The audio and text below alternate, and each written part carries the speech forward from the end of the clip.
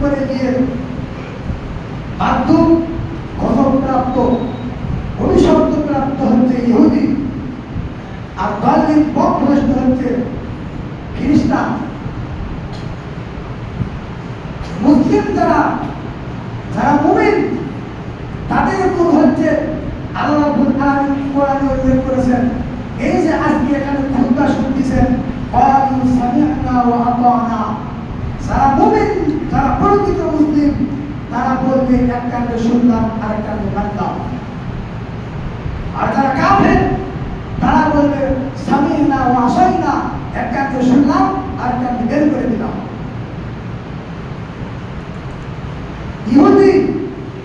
ইহুদি জ্ঞান নেই কিন্তু আমল আছে, এজন্য অভিশপ্ত। জ্ঞান ছাড়া আমল করে লাভ নাই।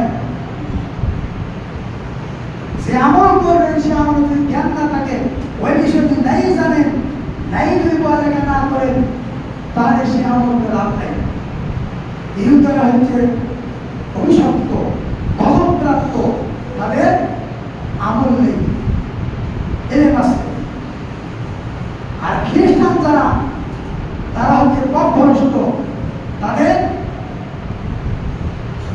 আমল আছে, এলেম নাই, আমল আছে, এলেম আছে, আমল নাই। যারা হচ্ছে খ্রিস্টান, তাদের এলেম আছে, আমল নাই, এই জন্য হচ্ছে তারা পথভ্রষ্ট। আল্লাহ রাব্বুল আলামিন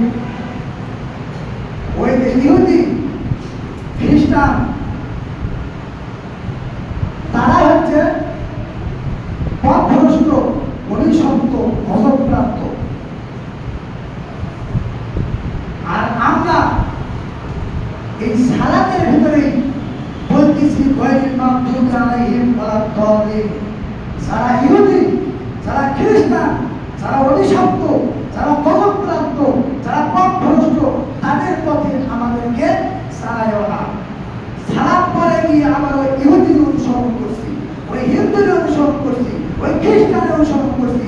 আজকে লক্ষ্য করেন বিয়ে শাদীতে বিয়ে